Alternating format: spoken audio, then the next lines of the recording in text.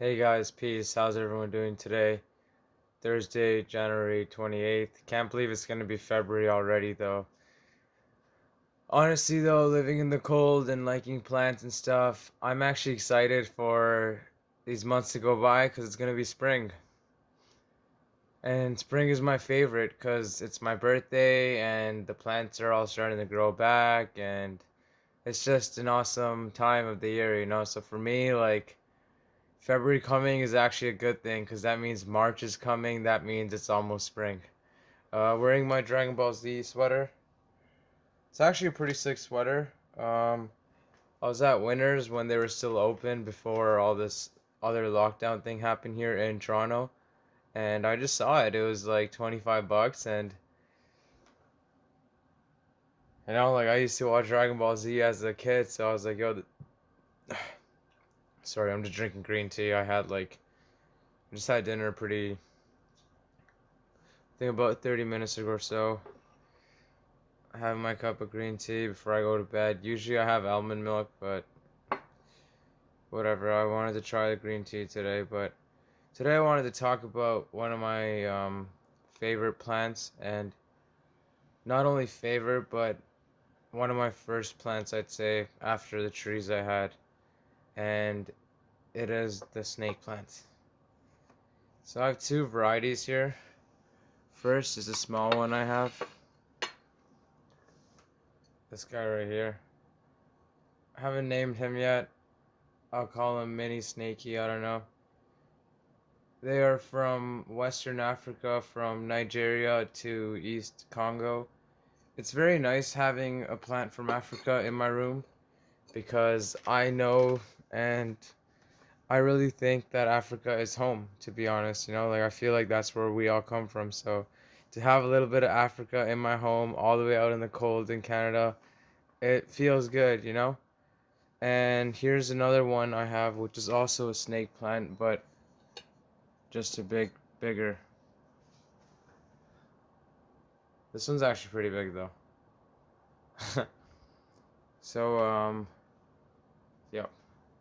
So basically, how they work is I'm actually gonna water them. I'm getting a stand though. Like I used to have a stand. If you look at my old videos, I had a stand every time I was, had a videos going because I talked for a while, but I kind of lost it or something. So I got to kind of look for it again. But snake plants. Coming back to snake plants. They are again just like English ivies. If you guys remember from yesterday. Just like English ivies, these are great plants for beginners. Why is that? Low light, so the lighting doesn't really matter much. Your plants may die if they're not getting enough light. Like such plants like tropical plants, like the fig tree, like the birds of paradise tree, like um, the alocasia. Like these guys, if they don't get a nice enough light, they even if they don't die, they won't grow. They won't do their best. But with the snake plant and the ivies, I notice like again, low light does not mean no light. Like they tend to grow, and like with the snake plant, small one again. Oh, my dog probably heard someone walk or a ghost. Yeah, I sometimes believe it's a ghost. I mean, there's no one there and he's barking like. But yeah, coming back to it, they're actually really nice. There's a lot of different types of them. These are obviously not the only two I have. I have another massive one in my room. So, coming back to what I was saying, so the best part is that they don't need that much watering. Like I'll be honest, like you can go for a very long time, like a month and a half. Again, no watering. A little bit of watering does not mean no watering, and it also does not mean little bit actual. Like when you water them, you have to water them thoroughly, like what I'm gonna do right now actually, because I'm watering these guys right now. You want to get this.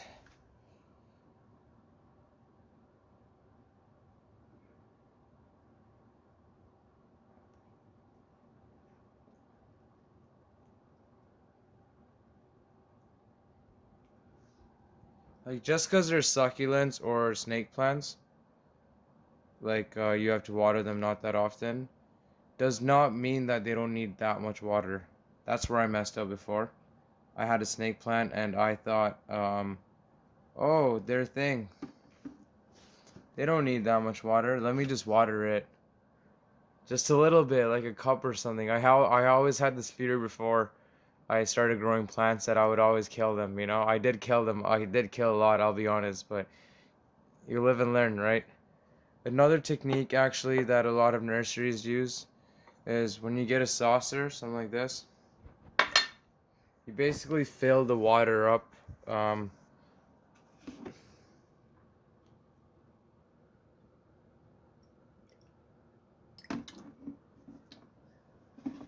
you fill the saucer up and you basically put the plant in the saucer and you wait. So basically, what that does now is one of the main things again you have to remember is when you're repotting your plants, because obviously the pots you buy from the plant store are not just they're temporary pots. You're not supposed to keep them in there, but uh, basically the pot you repot them in, they're always supposed to have a hole in the bottom. Not always, you know. There's obviously pots that doesn't have holes in the bottom, but I'll be honest, as a gardener, I don't understand why the hell they sell those pots. Your plants need drainage, you know, like when your plants are outside, like they drain nice into the earth, but when they're just sitting in a pot, like no drainage, you know? So it's like if you look at my snake plant, even though it's a bit wet, I was lazy. I didn't even take the scan off. I just put the hole right through. Sorry, I have like 54 plants, you know, like I can't. Sometimes I get lazy with ripping stickers off or whatever, but if you notice there's a hole in the bottom. So what that works when you fill the saucer up with water, uh, the roots will basically suck up all that water, and after that, like you don't even need to. You just have to clean up this saucer, and then you're good. Like it's not even like you need to water them. Like sit down there and water them. So with that part is cool. Yeah, I water them now. Like you might be thinking, oh, you said not to water them often. I did not water these guys since I bought them, to be honest, and I bought them like 3 weeks ago or a month ago. So like they're hardy plants. They're not like they're hard to kill. You can only kill by overwatering them. So like if you get snake plants, like don't water them. Like let them sit. And something else also I've learned and noticed as well is certain plants, majority of them, don't repot them right away when you buy them, like when they come to your house, because just like how we are when we travel, um, that's a bad example. I was gonna say just like how we are when we travel, we don't feel comfortable. Actually, no, this is a good example because just like how we are when we travel, we don't feel comfortable right away. Like it takes us a few nights or a few days to really get used to where we are.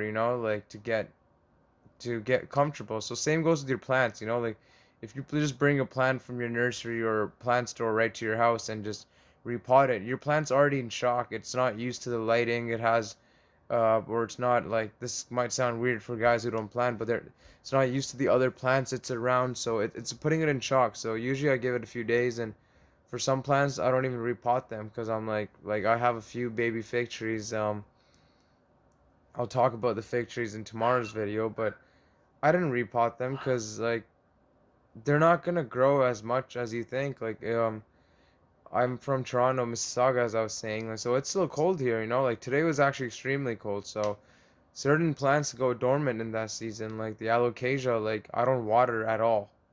Like I'm treating it like a succulent, like a snake plant, cactus right now because it's dormant. So like you don't want to water it and just kill it. So growing plants in the winter inside is honestly like uh, very difficult, but hey, like I needed something to work on, like something to, I don't know, kind of push me, like sometimes difficult things can be good in life. They can strive us to learn something, like some people don't like difficult stuff. They always want things easy, but I personally believe that difficult things can always teach us things, so sure, like right now is not the best time to heavily get into indoor gardening, but hey, it was middle of lockdown, and I'm such an extrovert. I love talking to people. No, I don't talk to my plants, but I need to always be doing something. So this gives me something to do. Like when you have like 54, 55, I think, like you're not just sitting there like looking at them because then they're gonna die. You gotta water this and that. There's a lot of work. So we'll look at this now.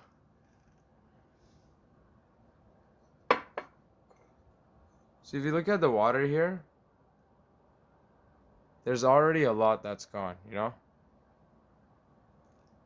There's already a lot. Like the roots sucked up a lot. So that's okay for these guys. So I'll just have to put them over here for now. Obviously, I don't keep them in the basement because, my basement has no light, but still. Well, my snake plant, boys. Hope you guys have a good day. Snake plant is one of the best plants to get if you just want to get into gardening. Um, I'll show you guys the other one I have one time though, but sorry I couldn't do the birds of paradise video. That plant's just so big that like if I just brought it down, it's insane. So I'm gonna have to do that another day. But hey, snake plants are also beautiful. They're actually one of my favorites. All right, guys. Hope you guys have a good night. Take care. Peace.